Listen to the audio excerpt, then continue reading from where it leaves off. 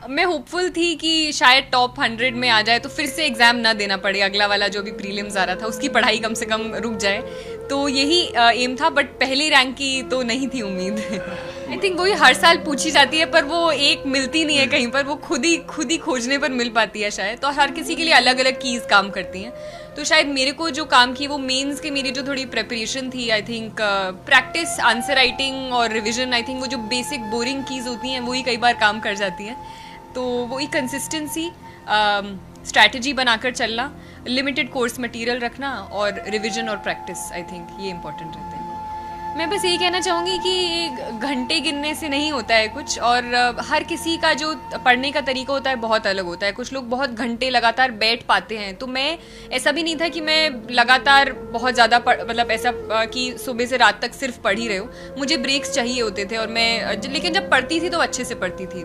तो खुद की जो टारगेट्स रखते हैं कंटेंट बेस्ड आई थिंक रखने चाहिए रादर देन घंटे बेस्ड, और ब्रेक्स भी आपको अच्छे से लेने चाहिए, पर रिस्पॉन्सिबिलिटी आपकी खुद की होनी चाहिए। एक्सटर्नल रिस्पॉन्सिबिलिटी काम नहीं करती, internal responsibility I think important होती है। मैं वैसे घर पर भी पढ़ती थी, घर पर ऊपर मेरा एक रूम था, तो नीचे जब लोग आते जाते थे तो नहीं पता चलता था, थोड़ा अलग था वो रूम। लेकिन साथ साथ में मैं एक यहाँ पर लाइब्रेरी थी, लाइब्रेरी में भी कई बार आपको हेल्प करता है पढ़ना, तो वो चेंज करता था। अगर एक हफ्ते कई बार होता था एक रूम में बैठे बैठे थक जाते थे तो मैं लाइब्रेरी में जाकर पढ़ने लगती थी, तो वो चेंज ऑफ स्पेस भी कई बार ज़रूरी होता है। आई थिंक 11th-12th में तो मैंने आर्ट्स ली थी क्योंकि मुझे पसंद था सोशल साइंसेस। फिर मुझे हिस्ट्री पसंद था तो मैंने हिस्ट्री आगे पढ़ा। हिस्ट्री में शायद मेरा मन था कि मैं एकेडमिक्स में भी आगे जाऊँ, किसी तरह से सोशल सर्विस या उस एरिया में जाने का डेफिनेटली मन था। पर आईएएस का क्लियर कट एम मुझे towards the end of my graduation मैंने सोचा कि हाँ इसमें अब एक्चुअली करना है, तो बैक ऑफ द माइंड तो कहीं ना कहीं था, पर मेनली आई थिंक ग्रेजुएशन के बाद ही शुरू हुआ। कंपेटिटिव एग्जामिनेशंस में बहुत ज़्यादा इंपॉर्टेंस रखता है, क्योंकि वैकेंसीज हर साल बहुत कम होती हैं, कंपटीशन बहुत ज़्यादा होता है, और ह्यूमनली पॉसिबल ही नहीं है कि कितनी भी मेहनत करे कि हर कोई सिलेक्ट हो जाए। तो मेंटल हेल्थ इश्यूज़ काफ़ी इंपॉर्टेंट रहते हैं, और मैंने देखा है लोगों को इससे स्ट्रगल करते हुए यूपीएससी प्रिपरेशन में।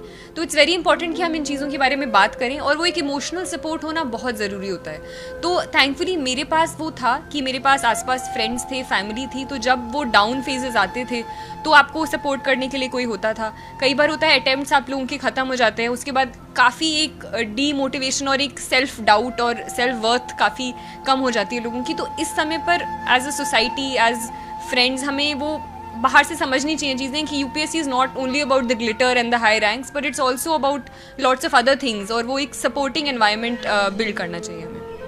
थोड़े दिन तक मतलब मैं एक्चुअली थोड़ा आराम करना चाहती हूँ, पढ़ने से थोड़ा दूर हटना चाहती हूँ, तो कहीं फैमिली के साथ ही टाइम स्पेंड करना, फ्रेंड्स के साथ टाइम स्पेंड करना, शायद कहीं घूमने जाने का मन होगा मेरा। तो जब तक ट्रेनिंग नहीं शुरू होती है यही प्लान रहेगा। तो कि अप टू डेट तो रहती थी मैं सारी चीज़ों से, ऐसा तो नहीं है, पर एट द सेम टाइम मेरा फोकस, क्योंकि मैंने ये एम रख रखा था तो प्रिपरेशन भी हमेशा ही रहता था, तो उसको बैलेंस करना कई बार मुश्किल हो जाता था। कोविड पैंडेमिक का भी स्ट्रगल्स आए हैं, बट आई थिंक इसमें सबसे ज़्यादा इंपॉर्टेंट एग्जाम में कंसिस्टेंसी और फोकस रहता है। तो क्योंकि शायद मैं वो कर पाई, इसलिए लगता था कि अगर मैं इसमें करती रहूँगी, अगर थोड़ा फोकस लूज़ हो गया तो शायद, क्योंकि ये इतना ज़्यादा वास्ट सिलेबस रहता है कि आप एक टाइम पर थोड़ा स्लिप अप करके थोड़ा कैचअप करना मुश्किल हो जाता है। तो उनको साथ में रखते हुए भी मैं अपना पढ़ाई पर ध्यान देती थी। अगर जो भी इस एग्ज़ाम को दे रहा है, कोई भी कम्पिटिटिव एग्ज़ाम को दे रहा है, तो उसको याद रखना चाहिए कि वो क्यों कर रहा है, और एक इनर सेंस ऑफ पर्पस होना चाहिए। आई थिंक तभी एग्ज़ाम देना चाहिए, क्योंकि काफ़ी मुश्किल जर्नी होती है, और जब तक वो इनर सेंस ऑफ मोटिवेशन नहीं होता आप सस्टेन नहीं कर पाते हो। तो उसी को याद रखना चाहिए। अगर आपका एम है तो आपके जैसे कहीं आप चूकते हो तो उन लूप होल्स को फुलफिल करने की कोशिश करनी चाहिए। इमोशनल सपोर्ट की भी आई थिंक उस समय ज़रूरत रहती है, तो अपने आसपास पॉजिटिव माइंडेड लोगों को रखना चाहिए। ये नहीं कि people who pull you down. एक अच्छा ग्रुप ऑफ फ्रेंड्स इस पूरी जर्नी में भी काफ़ी हेल्पफुल रहता है।